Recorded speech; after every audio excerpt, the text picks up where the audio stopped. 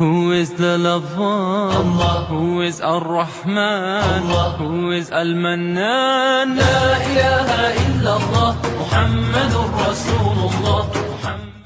أعوذ بالله من الشيطان الرجيم بسم الله الرحمن الرحيم والصلاة والسلام على أشرف المرسلين سيدنا محمد صلى الله عليه وسلم وعلى آله وصحبه وسلم. الحمد لله الذي أنزل على عبد الكتاب ولم يجعل له عوجا قيما لينذر بأسا شديدا من لدنه ويبشر المؤمنين الذين يحملون الصالحات أن لهم أجر حسنا مكثين فيه أبدا. أشهد أن لا إله إلا الله وحده لا شريك له وأشهد أن محمدا عبده ورسوله. Àwa ìsọ̀rí lọ sí ọ̀dọ̀ Ọlọ́run ọba nípa èso ẹni ẹ̀kọ́ ẹni ègbé. A bẹ̀rẹ̀ pẹ̀lú orúkọ Ọlọ́run ọba kan ṣoṣo, ọba olóore ọ̀fẹ́, ọba aláàánú jùlọ. Ìkẹ́ Ọlọ́run, àánú Ọlọ́run àti ìbùkún rẹ̀ kó máa bá aṣíwájú ẹ̀dá Ànábì wa tí jẹ́ Muhammad tí ìkẹ́ àtọ̀lọ̀ Ọlọ́run ọba ń bẹ fún. Àwọn ará ilé Ànábì, àwọn sàábì Ànábì àti gbogbo ẹni tó gba t'Ọlọ́run ọba lódodo. Àmín. Ará lọ́kùnrin àti lóbìnrin, a kí yín káàbọ̀ sórí ètò wa tá a ti ń lara wa lọ́yẹ̀ nípa ẹ̀kọ́ ẹ̀sìn Islam. Lónìí mo gba àlejò pàtàkì láàrin àwọn ọ̀dọ́ tó tún jẹ́ onímọ̀ ìjìnlẹ̀ nípa ẹ̀kọ́ ẹ̀sìn Islam àti èdè Lárúbáwá. Àlejò mi náà ni Dr. Mahmud Danjuma láti ilé ẹ̀kọ́ gíga Yunifásítì ti Ìlọrin. Assalamu alaikum wa rahmatullah. Alaikum salam wa rahmatullahi wa barakatuh. A kí ọmọ ìyá wa náà káàbọ̀, kí Ọlọ́run bá kó bá ṣàlékún gbígbàdúrà fún wọn. Kókó ọ̀rọ̀ tí a jíròrò lé lórí lónìí òun náà ni ìrìn àjò mímọ́ lọ sílé Olúwa Hajj fún ti ọdún tí a wà yìí tá a mọ̀ sí 1443 after Hijrah tó sì jẹ́ 2022 tó jẹ́ ti ọdún tòyìnbó. Gbogbo wa náà ni a mọ̀ yìí pé fún ọdún méjì sẹ́yìn kò sẹ́ni tó fẹ́ lọ sí Hajj torí Hajj lọ látàrí ìṣẹ̀lẹ̀ ńláńlá tí Ọlọ́run gbé bá wa ní nǹkan bí ọdún méjì sísìn. Àwa dúpẹ́ lọ́dọ̀ Ọlọ́run pé káàkiri àgbáyé a bẹ̀ Ọlọ́run ó sì gba ẹ̀bẹ̀ náà. Ìṣẹ̀lẹ̀ náà ni ti COVID-19 èyí tí ó jà káàkiri àgbáyé. Ìyẹn ni ò jẹ́ kí àkójọpọ̀ àwọn alálàájì kó wáyé fún dídí ọdún méjì. A ṣe Hajj ní ọdún 2020. A ṣe Hajj ní ọdún 2021. A dúpẹ́ fún Ọlọ́run fún gbígbàdúrà wa yìí pé Hajj ó ṣeé ṣe ní ọdún 2022. A dúpẹ́ lọ́dọ̀ Ọlọ́run fún ìgbà tí Hajj fi dúró 2019 ló wáyé gbẹ̀yìn. Àwọn mùsùlùmí tó sì lọ Hajj láti Nàìjíríà wọ́n tó ẹgbẹẹgbẹ̀rún lọ́nà ọgọ́rin àti jù bẹ́ẹ̀ lọ, ìyẹn 80,000. Ṣùgbọ́n nígbà tí Saudi sí ojú ọ̀nà fún wa pé kí a wá sí Hajj lọ́dún ní wọ́n ní 43,000 péré ni kó wá láti Nàìjíríà. 43,000 wọ́n ti pín ti stéètì kọ̀ọ̀kan fún wọn. Bí mo ṣe ń bá yín sọ̀rọ̀ yìí, ìrìn àjò sí ilé Olúwa ti gbéra sọ láti nǹkan bí ọ̀sẹ̀ kan àtọjọ́ díẹ̀ sẹ́yìn tí stéètì kọ̀ọ̀kan ti ní déètì tán máa gbéra láti àyè tí wọ́n ti gbéra. Lẹ́yìn tí a ti dúpẹ́ fún Ọlọ́run lórí ṣíṣí náà yìí fún wa, abẹ́lọ́run irú ìṣẹ̀lẹ̀ COVID-19 tó wáyé àtàrùn míì tó tún lè wáyé tí ó gbé wa dé báyìí, Ọlọ́run kó mú kó nú àlámọ̀rí wa. Àlejò wa pàtàkì lónìí torí àwọn ìbéèrè tá a fẹ́ bi ní ọ̀pọ̀. A gbé microphone fún yín kẹ́ ẹ bá wa sọ̀rọ̀ lórí pé Hajj atọ́kùnrin àtobìnrin àtọmọdé àtàgbà ni wọ́n máa ń ṣe ojú kòkòrò àti lè lọ sí Hajj. Bó ló ṣe ṣe pàtàkì tó ní ẹ̀sìn Islam àti pé àwọn wo ni wọ́n ní ká ṣe Hajj? Adúpẹ́ lọ́dọ̀ Ọlọ́run sir. Alhamdulillah. Àti tọrọ kí a tọrọ kẹfà náà Muhammad sallallahu alaihi wasallam. Ṣàdúrà fún gbogbo àtẹnugbà láti lè pé Ọlọ́run yóò wá kó ní Islam. Àmín. Ṣàdúrà fún bàbá wa kọ́lọ́n kó ṣàlékún àlàáfíà wọn. Àmín ya Allah. Ká tún bí wa láti wà lórí iṣẹ́ yìí. A tún bá wọn náà lórí iṣẹ́ yìí. Ọlọ́run sọ pé ẹni ṣe náà. Àmín. Wọ́n ti kẹ́mi ogun. Àmín ya Allah. Ìbéèrè alákọ̀ọ́kọ́ Jazakallahu khair. àwọn ìyá kò sá. Òun ni pé báwo ni Hajj ṣe pàtàkì tó? Ìdáhùn rẹ̀ ní ṣókí òun náà ni pé bí ìrun ṣe pàtàkì náà ni Hajj ṣe pàtàkì. Gbèsè ni irun téèyàn bá kí, gbèsè ni Hajj téèyàn bá ṣe. gbèsè làwẹ̀ téèyàn bá gbà gbèsè ní hajj téèyàn bá ṣe gbèsè ní zakat téèyàn ní kápá láti yọ sí òyọ gbèsè ní hajj téèyàn bá ṣe èyí tó tún wá ju gbogbo ẹ̀ lọ́rùn ní ìgbàgbọ́ ìgbọ́ náà bá kan ṣoṣo gbọ́ tí ó máa mú yàn tìjú rẹ̀ pé yẹn tẹ̀lé àṣẹ rẹ̀ bí hajj náà ṣe wà important mọ́ hajj jẹ́ nǹkan tó ṣe pé ní bíbà tí ọlọ́run pè yàn invitation ọba tí ò ní ìdíyẹ nìkankan ọba ní mo fẹ́ kọ́ wá kí mi nílé mi ọba lọ́wọ́ wá ọba tí lọ́wọ́ wá ọdọ ọmọ ẹ̀yẹ nù torí pé ó fẹ́ kó ìgbà ọ ni ọgbọ́dọ̀ kó ìbọ́ lọ so àná ọlọ́run sì làámọ́lẹ̀ inú Al-Qur'ani pé ebi mo sọ fún Ibrahim àkókò yìí kẹwàá mo sì promise ẹ pé kò síbi kan láyé tóun ti ń yọ tí téèyàn ní ti máa tàti bẹ̀ wá sí hajj ó tẹ̀lé pé Ibrahim ọ̀fẹ́ mọ̀ gbá ó olóhùn mi ó sì dọ́dọ̀ gbogbo wọn ọkàn ní ìwọ́sán àti pè wọn èmi mọ bóhùn ló sì dọ́dọ̀ wọn so ẹni tó bá ti wá wáhùn tèmi nù ọmọ ń kàfàrà ẹni tí ò bá wá fa inna Allaha ganiyyun 'anil 'alamin ọlọ́run ní ìtẹ́ nídìí ẹ̀. mo rọrọ ṣàgbá ọ̀rọ̀ tí ó kó wọn ná tó ń bá wá. kò sí ní tí ó fi kún tèmi mẹ́rin fi tèmi kún tiẹ̀. ó ṣe pàtàkì tó nù. so ẹni tó wá jẹ́ kó jẹ́ ká ló fi ń jẹ́ ìkan nínú pillars Islam torí tí èèyàn bá ní tó lè bí ẹ̀sìn ẹ̀wọ́ náà ń pè ní pillar ilé nísìnyí a nídìí dẹ́kìn àbí a náà ṣe pillar tó gba dẹ́kìn nínú táàbà ti ṣe dẹ́kìn táàbà ṣe pillar ilé òwò ọlọ́run lè torí pé èèyàn ò ṣe hajj kó bínú síyàn tábà jùlọ mẹ́lẹ̀sítà tó á ilé ìsẹ̀líìlà ẹ̀ tó bá lágbára bàbá wa sà nínú àwọn tó lágbára làwọn tó lówó tó lálàáfíà tí wọ́n sì téyìn wọn ò dàrú tí wọ́n yìí ṣe wèrè tí wọ́n sì jẹ́ mùsùlùmí bàlágà age of puberty. ẹlòmínà máa ń bẹ onílàáká ìwúlàláfíà owó nìkan ni òní wọ́n yóò wá rẹni tí ó ràn ètò ọ̀pọ̀ fẹ́ kọ́ ṣe hajj lọ́dún yìí irú wọn ò gbọ́dọ̀ sọ báwọn ò sí bẹ́ẹ̀ bá ń kó kí n ṣe business gbọ́dọ̀ sọ bẹ́ẹ̀. ntọ́lọ̀ ń bá lọ́kàn lọ́rọ̀ rẹ ní kọ́ lọ lè ṣe. wá gba owó yẹn kan ọ̀rọ̀ register hajj gbogbo business rẹ ti ń dààmú rẹ lọ́bẹ̀ náà. sọ fọlọ lọ́hùn. àmọ́ká kówó lè yàn lọ́wọ́ kí yàn ní èèyàn lọ ìbínú olóhùn. nígbà tí ẹ̀ ṣe kèfèrí náà. bẹ́ẹ̀ nígbà tí ẹ̀ ṣe kèfèrí. tọ́lọ́ lọ́rùn ẹni yẹn sí ẹ. ẹni òun mọ̀ pé o ní di business kò sọ fún un fẹ́ sponsor business rẹ. hajj ló fẹ́ rẹ. hajj ló wá fẹ́ rẹ kódà kí wọn mọ̀ ògbó fẹ́ fowó rẹ gba kárí mi. àlọ́lọ́run ló ti sọ́dọ̀ tiẹ̀ ẹlòmíì ń bẹ tó le fún tó bá ti gbà tó lọ wà lọ yanjú ọ̀rọ̀ rẹ wájú ọlọ́run. ìtọ́lọ́run fẹ́ gbà sànù. àmọ́ àníyàn rẹ ni bẹ́ẹ̀ náà gbọ́dọ̀ mọ́. tọ́pìkì kan tún nù lọ́tọ̀ fẹ́ rìn yẹn ní hajj ṣé torí kíni ṣé torí kárí mi kíni bá ní èmi múra Mẹ́kà. àbẹ̀dẹ̀ tó lóun sáfẹ́ lọ hajj sá ìpè ká máa pè ọ́ lálàájì ní tí ń sáwọ́ ní àbẹ̀kọ́. ẹlòmíì máa ń ṣe bára Mẹ́kà torí pé kárí máa pè lálàájì. Oh my God. nínú àwọn tó máa ń lọ Mẹ́kà mo lọ Mẹ́kà lọ́dún kan mo wá dé ọmọ yá mi kan wá ní gba rìsíìtì ni mo ní rìsíìtì báwo ṣé wọ́n gba rìsíìtì ní Mẹ́kà ni ṣẹ́yìn eyín wọ́n fi mọ̀ pé yàrá jì ní ọ̀ mo nítorí èèyàn kan mo fi lọ. ọba mi ló pè bí mo sì ti lọ dá lóhùn mo ti bèrè ní ìfẹ́ lọ́dọ̀ rẹ̀. ṣe alhamdulilayi tó ká mọ̀ torí tí wọ́n pè wá ẹlòmíì torí ẹ̀gbin pé wọ́n fẹ́ gbé yìí ní ibi tó ti ń tajà wọn náà fẹ́ bínú lọ Mẹ́kà kan nípa àwọn pálí. àyè lọ Mẹ́kà nítorí kaba a máa ń lọ Mẹ́kà tó pé Ọlọ́run anábì gan ẹ̀ka lórí opportunity rẹ̀. Allahu Akbar. ẹ̀mí ìdí ló fẹ́ lọ ọdún àkọ́dá anábì fẹ́ wọ Mẹ́kà wọn ò fún láyè kó wọlé. ọba sì padà. ó sì padà kò sì jágun kò sì bínú ó wá ní sùúrù wá lọ́dún kejì wá lọ kò sí mí mọ́. èyí tí wọ́n náà túwó jọ ní àbí ìtàn ìsàánú ẹ̀ tó fẹ́ lọ nì mọ́ wùwà tó ṣe pé nítorí bá rí mi ṣe mọ́ máa sunkún lérí àìdátọ́ ṣe bí alákọ̀ọ́kọ́.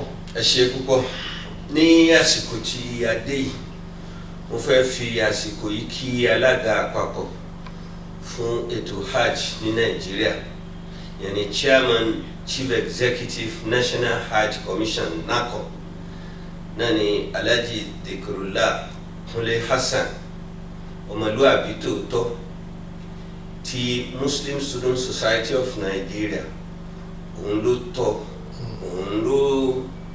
òun ló rèé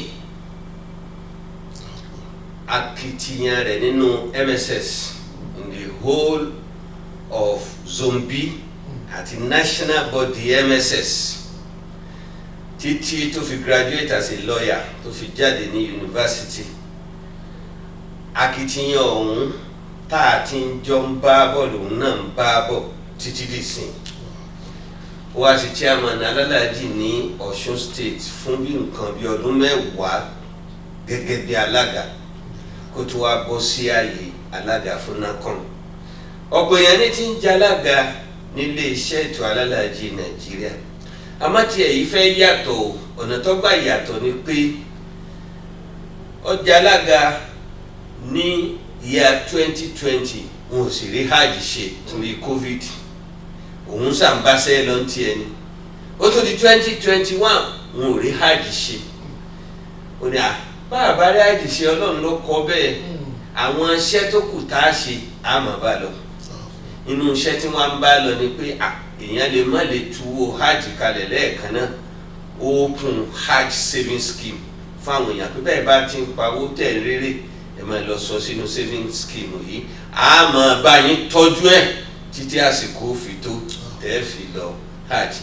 inú tó tún ṣe ò ní pé ọ̀pọ̀ aláìmọ̀kan pọ̀ tí wọ́n ń lọ hajj bó láti ní hajj training institute fún national hajj commission kódà tí wọ́n máa ti the whole of Africa tí wọ́n máa wá ṣe training ní Abuja ó gbé ìyún náà kalẹ̀ ó tún ṣe ètò bí training àti retraining àwọn alálàájì àti national ni àti state ni àwọn tí ó kó yẹn lọ Mọ́kà bí training wọn náà sì máa wáyé lóòrèkóòrè ó ṣe ìyún náà ká má ti wàá sọ pé chairman tó síwájú rẹ̀ tó lọ òun ti fi owó hajj tí wọ́n rí láì gbowó lọ́jọba àpapọ̀ ra odindi plaza l'Abuja gẹ́gẹ́ bí national headquarters of National Hajj Commission.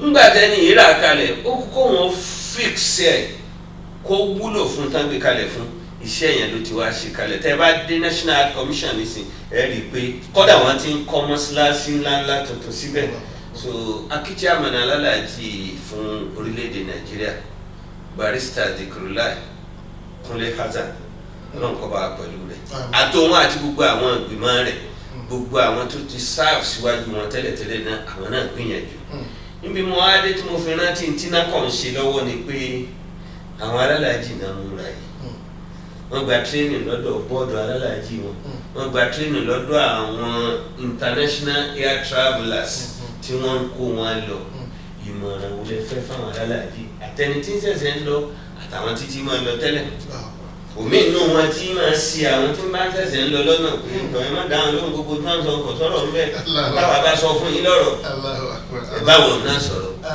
nítorí kí ìmọ̀ràn tí àgbà gbogbo àwọn táwọn lọ Mọ́kà wọn ni pé a ní láti di àwọn ẹrù kan dání. Ọlọ́run ní tẹ́ bá ń bu ọ̀dọ̀ mi o fàtàzà wádùú. ìrànzáde àtàkùwà. ọ̀tẹ̀kùnì ìyàwó ó ní ẹ di ẹrù dání. tọ́ àmọ́ gbogbo ẹrù tẹ́ bá di àkórí gbogbo ẹrù yín ẹ jẹ́ kó jẹ́ bẹ́ẹ̀ wọ Ọlọ́run. ẹ jẹ́ kó jẹ́ ìtìjú Ọlọ́run ẹ jẹ́ kó jẹ́ ìkànlọ́run lé. aláàjì ẹ pè mí kí n wá bá yín lé ìdùnnú ẹ kó jẹ́ fún mi pé bàbá mi pè mí. tí bá wà níwájú bàbá mi ẹ kí n wù ẹlẹ́kọ̀ọ́. ẹ bá ti délé Ọlọ́run ẹ wù ẹlẹ́kọ̀ọ́ ẹ sì di ìbẹ̀rù Ọlọ́run dání. tọ́ inú dẹ́kun ti dání òun ni pé ẹ rántí pé ọmọ Nàìjíríà ni ní àwùjọ àgbáyé àwọn kan ò gbà pé Nàìjíríà dáa àwọn kan ò gbà pé olóòótọ́ ń bẹ Nàìjíríà àwọn kan ò gbà pé ẹni tí ń tẹ̀ lófin bẹ Nàìjíríà. látàrí ìwà táwọn èèyàn ń hù pákánpákán àtàwọn tí ń sọ lórí wa àtàwọn tá à ń bẹ lábẹ́ wọn. ṣé ní àgbọ̀ pé nínú àwẹ̀ yìí náà àwọn kan lọ gbé pósítà nìkan sí lọ gbé pósítà yìí lóṣèlú ọlọ́run náà sókè ní Kaaba. Subhanallah. ó wáyé pé ó jẹ́ ìtìjú fún ọmọ Nàìjíríà bẹ́ẹ̀ ti ń ṣe. bẹ́ẹ̀ ti bàjẹ́ tẹ́ balùwẹ̀ Nàìjíríà. ẹ fẹ́ balẹ̀ Ọlọ́run náà jẹ́. ẹ kóra dáradára ilé ọdún Olúwa. ìjọba sàrí wá dìde àgẹ́sì wọn ẹ má tún dánrú ẹ̀ wọ́n. bíkọ́ sí ìjọba sàrí ò bá sọ̀rọ̀ àwọn míì ló tún di pósítà àwọn olóṣèlú lọ́wọ́ ń wọ́n dúró ọ̀gá rẹ̀ nípa ó wá gbàgbé ojú rẹ̀ Ọlọ́run. ara àwọn tí ò di ẹrù bẹ̀rù Ọlọ́run lọ́wọ́ papọ̀ mọ́ ṣe hajj nù. ọkọ̀ọ̀run ẹlẹ́kejì àwọn oògùn olóró ẹ̀wọ̀n fún wa máa kó obì fún yín. hajj ti sí ti yàtọ̀ sí ti jọ̀hún. gbàtàwọn yàrá lọ tán lẹ pátọ̀tù wọn bá ní kọ́fà. nísìn kọ̀ǹpútà máa mú ogun nǹkan lára yín ni technology ti advance tó bá kó obì tó bá mú ọ ọgbókọ Nàìjíríà jẹ ọgbókọ ìdílé rẹ jẹ Ọlọ́run tún á ní yọ́nú sí ọ torí pé òfin ìlú rẹ ò tẹ̀lé òwò ṣíṣe lélẹ́yìn ẹ̀sìn lọ́lọ́run ní ká wá ṣe lọ́hùn. àìsòwò tá a bá fẹ́ lọ mọ́kà. ẹni ọgbẹ́rù fún ọmọ tó di síbẹ̀. èyí sì náà yẹn lẹ́rù ìyẹn má ràn yẹn lẹ́rù o tí ì bá ṣe ìyá rẹ tí ò lè gbé nǹkan kan mọ́. tọ́ ọmọ tó di síbẹ̀ fún. tọ́ ọmọ tó bá di ẹrù síbẹ̀ má fi ẹrù rán yàn sí má gba ẹrù lọ́wọ́ yàn so ká mú ìyún náà dání. ẹlẹ́kẹ̀ẹ́ta táwọn alájì fi sí ọ̀rọ̀ ni pé covid ní ó dé ká ti hajj lọ́dún 2 sí 3 sísè covid ń kára ńlẹ̀ ni wọ́n fi gbé dájá fún test yẹ̀ wò wọn ò bá túlẹ̀ yẹn ni àmọ́ òbí kò tí ì lọ tán la fi gé nọ́mbà àwọn tí ó lọ kù tó bá dọ̀hún gbogbo òfin táwọn aláàbò wọn àtàwọn onímọ̀ṣègùn wọn bá ṣe ẹja tẹ̀lé tó bá fẹ́ fún yín lábẹ́rẹ́ kan ẹ gbà á tó bá fẹ́ fún yín lóògùn kan sẹ́nu ẹ gbà á tó bá ní ẹ bomú bí tó ti ní ẹ bomú ẹ bomú bí tó ti ní ẹ fọwọ́ yín ẹ fọwọ́ yín gbogbo àwọn kíní agbọ́dọ̀ mú dání ká fi sọ ra wa ló kọ́ rí ká sì lọ ṣàdúrà dáadáa aláàjì láràfà àwọn ọmọ nàìjíríà kan ti gbé ijó lọ àràfà rí subhanallah wọ́n lùlù láràfà. wọ́n ti máa ṣe bẹ́ẹ̀ especially àwọn ibì kan tí ìfẹ́ dákọ̀ wọn. ẹni ò fẹ́ dákọ̀ wọn ni mo bá wọn ní lọ́dún kàbá àgbà tí mo kó láàrin wọ́n sà ń dá wákà ni wọ́n á dá wákà tọ́kátá káfí bẹ́ẹ̀ lọ́wọ́ wọ́n ń dá wákà against àwọn ọ̀tá wọn tí ò ní pè wọ́n lára kí wọ́n bá dé. àràfà kọjá abẹ́ fa àràfà tàbí náà ti dúró tí ń ṣe kútúbà tí gbogbo irùngbọ̀n rẹ̀ bó ṣe pọ̀ tó sì tutù fún mi ẹkún. Allahu Akbar. débi pé wọ́n ń fún lómi mu wọ́n ń fún wàrà mu ni ibi wọ́n rí pé ó ti fẹ́ wà dehydrated pé ara náà ti fẹ́ máa gbẹ oúnjẹ ọlọ́run dákun mú mi àràfà àwọn ìwọ́n tí wọ́n fẹ́ lọ jó. Dr. Danjuma ibi tẹ́ bọ́rọ̀ dé yìí mo fẹ́ kí sí gbogbo ẹ̀yin tẹ́ ń wò wá tẹ́ sì ń gbọ́ wá bá a sì gbọ́dọ̀ ṣe pẹ̀lẹ́pẹ̀lẹ́ jẹ́ nǹkan kan ọba tó dá wa lọ jẹ́ nǹkan example àwọn òjíṣẹ́ ọlọ́run méjì ní mú wá fún yín nígbà tó lọ́n pé ànábì wa Ibrahim wípé kọ́ kọ́lé fún òun táwọn èèyàn mọ̀ wá jọ́sìn nínú Kùránì náà láti padà ké tí ànábì wa Ibrahim wá ń sọ pé tọ̀ ilé tó ní nǹkan ni mo kọ́ yìí dákun gbà lọ́wọ́ mi gẹ́gẹ́ bí ẹ̀sìn taqabbal minna gbà lọ́wọ́ mi gẹ́gẹ́ bí ẹ̀sìn kò sì yọ́nú sí i fún mi èèyàn ṣiṣẹ́ dáadáa tọ́lọ́run náà tán nítorí wà ń bẹ lọ́hùn yìí pé bóòlù ó sì gbà lọ́wọ́ mi. Ànábì wa Muhammad sallallahu alaihi wa sallam nínú èyí tá a ṣe níjẹ̀ẹ́jọ́ nínú ètò hajj báyìí náà tá a ṣe léèbù ó ṣe hajj kan ó fẹ́ ṣẹlẹ̀ kejì àwọn ọ̀tá àwọn kèfèrí Mákà dá padà pé níbo ló tún bọ̀ kò sí ń tọ́jọ́ ó sì padà lé ọlọ́run padà wá yọ̀dá kọ́lọ̀ ṣẹlẹ̀ kejì àmọ́ ń bẹ̀ náà ní tún ti ń bẹ lọ́hùn pé òun ọmọ bóun ó tún yá jì mí ṣe lẹ́ẹ̀mí ìwọ lọ́hùn gbà yí tí mo wá ṣe yìí bẹ́ẹ̀ ni tí ó síwájú fún wa tá a fi wà lè jẹ́ náà bá ń bẹ ọba tó dáa lọ́nà tí ń gbà bẹ́ẹ̀ yìí kí ni ìwọ aláìjẹ́ nǹkan kan tiẹ̀ kára rẹ kún tó ń yájú sọ́lọ́hùn pẹ̀lú ẹ̀ṣẹ̀ tó ń sọ pé ẹ̀yin ta ni ọ́ káwọn èèyàn wá lọ ṣe pẹ̀lẹ́pẹ̀lẹ́ ìbẹ̀rù Ọlọ́run òun nípìnlẹ̀ sí ọgbọ́n tọ́ ní wọ̀nba ṣókí ó dáa káwọn èèyàn mọ kókó iṣẹ́ hajj tó pé tí ká bá dín bẹ́ẹ̀ hajj olúwa rẹ̀ ò sì pé torí iṣẹ́ hajj gẹ́gẹ́ bí tá a gbọ́ tọ́lọ̀ náà sì ròyìn fún àánú pé bẹ́ẹ̀ bá ṣe hajj mo ti ní kẹ́ ẹ ṣe ẹ dọ̀mọ́ tuntun ni kọ́lọ̀ lè wá gbaṣẹ́ wa ẹran àwọn alálàájì létí àwọn nǹkan mẹ́rin tó ṣe pàtàkì tá a mọ̀ sí hajj. nǹkan mẹ́rin tó ṣe pàtàkì tá a mọ̀ sí hajj tí kankan ò gbọdọ̀ ṣubú mẹ́. tó yẹ pé ìtàn àná ò gbé. òun náà ni kí a ṣe tàwáàfù lé Olúwa. ọ̀pẹ̀ lẹ́yìn tá a ti gbára mi tán. ibi gbára mi ọ̀rọ̀ pọ̀ mbẹ́ gan àwọn afá àwọn mọ̀sálàyé rẹ̀ fún wa lọ́hùn. tó bá ti dé Káàbà iṣẹ́ rẹ̀ lọ́kí Ọlọ́run alájí ẹni sáré ní ẹ bá ti máa ń wọṣọ ara mi.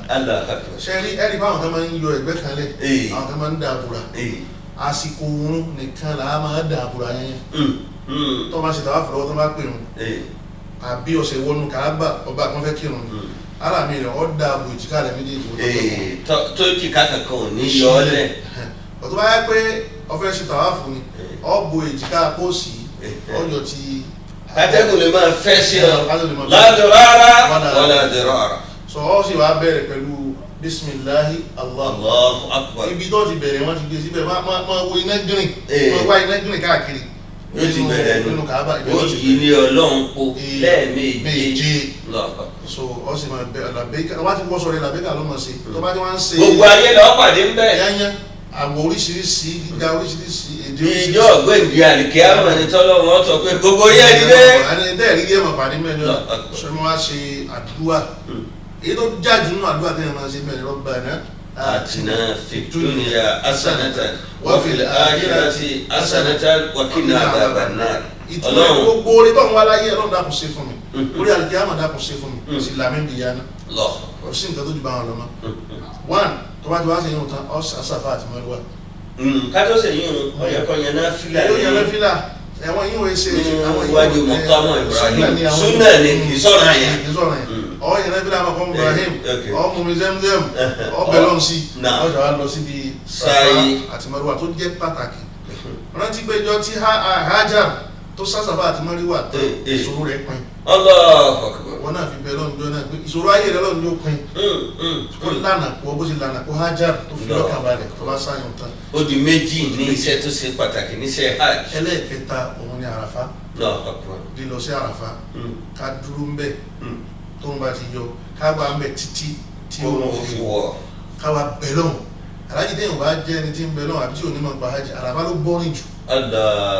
bẹ́ẹ̀ ó bọ́rìn gan-an. ẹ gbọ́dọ̀ débẹ̀ kíjú àràfá tó. ẹ wà náà kó lọ sí yẹn ẹ wà jókòó fàájì tí ẹni tí fàájì bá mọ́lá yóò mọ̀ ní lára Ọlọ́run sì fẹ́ fi yí wa pé bẹ́ẹ̀ ti dúró tẹ́wọ̀n létí mi tí n bá fẹ́ dájọ́ yín náà. aláàfọ̀kìbẹ́rù ìjọba tó kàn ọ́ ni. ìjọba tó kàn ọmọ wa bẹ̀rẹ̀ lọ́dà fún ọjà kó mọ̀jẹ̀ kí ìyàwó tọ́ sí mi ọlọ́mọdé kí ẹ̀sìn tọ́ sí mi ọmọ bẹ̀rẹ̀ wọn. tàbátí wàá kó lára fáyẹn ó di mẹ́ta bọ́ọ̀n ẹlẹ́ẹ̀kẹrin rẹ̀ òun náà ní tàwa fèrè fádọ̀ èyí mo ní ká tó lọ kílẹ̀ Ọlọ́run padà kó wá di àmọ́ ká tó lọ yín wàá kọ́ lọ sí jámọ́ra náà bẹ́ẹ̀ni á sùn Muzdalifa tábàjí Muzdalifa á lọ lẹ̀kùn má ṣe tá ní Masha Allah ìbẹ̀rún láti wá gbà lọ sí ibi tá a ti lọ sí tàwa fèrè fádọ̀ tó jẹ́ pàtàkì so àmọ́ fárí wa lẹ́yìn bàtà bá dúró. ẹni ọba sì lọ́tà wá fèrè fádọ̀ rẹ̀ lára títí dìgbà tí ọba fi kúrò ní Mọ́kà ẹtìgbà tí ọba fi kó òun náà kò sí ní tó burú bẹ́ẹ̀. ìgbà tàwa fìlì fádọ̀ yẹ òun náà lọ́dọ̀ ọdún táwa ń pẹ̀rẹ̀ bẹ́ẹ̀ ni wọ́n ti ń bá wọn náà parí tiẹ̀ náà lọ́hùn tó o bá lè lọ tó o bá lè lọ àràfá níjọ́ náà tó o bá lè lọ sí Káàbà níjọ́ náà torí pé ọ̀nà ó di nígbà wọn ọ̀lẹ́ náà sọ̀rọ̀ ìpadà sí ìyẹn náà kọ́ lọ sọ abẹ́ tẹ́ǹtì rẹ̀ kọjú kójọ́ kejì kọ́ tún padà kọjú ti jọ́ kẹta njọ́ kẹta wọn wá lè lọ sí tàwa fìlì fádọ̀ àmọ́ tó o bá fi lè di mọ́ gúrúùpù njọ́ kẹta wọn nínú ìnáná ọ̀tún sunjọ́ kan sí ọba tí wàá sunjọ́ kan sí njọ́ kẹrin rẹ̀ ọ lọ sí tàwa fìlì fádọ̀ rẹ̀ ájì ti parí nù. ẹ ṣe now àwọn kan bẹ tẹ́ bá pẹ̀tù sí lọ́kàn tí wọ́n ó sì ṣe pẹ̀lẹ́pẹ̀lẹ́ torí nígbà tí ìjọba Saudi máa gbófin jáde lọ́dún nípa àwọn tí ó lọ Mọ́kà wọ́n ní bá ti kọjá 60 ọdún àti márùn-ún wọn ò ní lọ hajj torí wọ́n ti dàgbà kọjá àwọn táwọn ń retí ní ilé Olúwa. àwọn kan bẹ tó wá sí pé níjọ́ wọ́n ti ṣe pásítọ̀tù fún wọn ló ti indicate pé nínú ọdún tá a bọ́ sí wọn ti wọ 70 ẹni ti wọ 69 ẹni ti wọ 68 mbẹ kò sọ́gbọ́n kan fi lọ sí pásítọ̀tù mímọ́ ẹni bá lóun ó lù wọ́n jìbìtì kó wọ́n bá wọn sí pásítọ̀tù pé tí wọ́n dá ọjọ́ orí wọn padà sẹ́yìn nǹkan kí nǹkan nù èyí wọn bẹ́ sí mu ẹ wá bá wọn sọ̀rọ̀ Ọlọ́run ká gbà pé kádàrá tọ́lọ̀ nǹkan.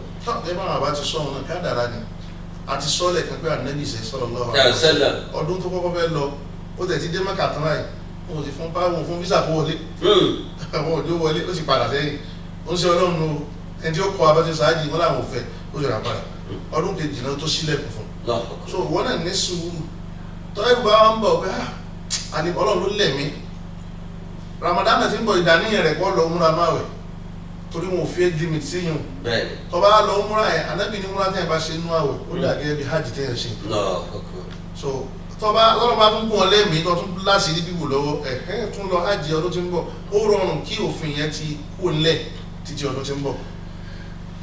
ẹ ṣe púpọ̀ a fi àsìkò yìí ṣe àdúrà fún àwọn alálàájì tí ń lọ láti ìpínlẹ̀ Kwara ní pàtàkì àti ní gbogbo Nàìjíríà lápapọ̀ wípé àlọ́ọ̀rẹ́ àbọ̀ọ̀rẹ́ Ọlọ́run kó bá fi sọ rẹ̀ sọ yín kó dáàbò rẹ̀ lóyún.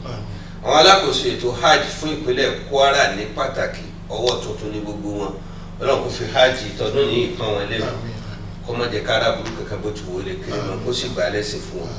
bíi ni a mú ètò tèmi wá sí òpin tó bá di ọjọ́ mẹ́jọ pẹ̀lú ògo Ọlọ́run kẹ́ tó pàdé wa lórí ètò yìí fún àkọ́tún ètò àlejò wa pàtàkì lórí ètò tèmi òun náà ni ọmọ yín ọ̀kan nínú àwọn lecturers ní yunifásitì ìtìlọrin Dr. Mahmud Danjuma jazakumullahu khairan ẹ ṣeun fún àlàyé ẹ̀kúnrẹ́rẹ́ yín lórí ètò yìí èmi àtẹ̀yin ká máa dágbére fún àwọn ará ilé pé wasalaamu alaykum wa rahmatulahi wa barakatuhu.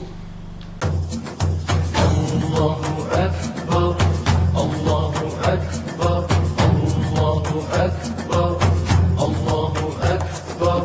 All praise is due to the one and only. He is the master of all creation. All praise is due to the one and only. He is the master of all creation. He's the sustainer and the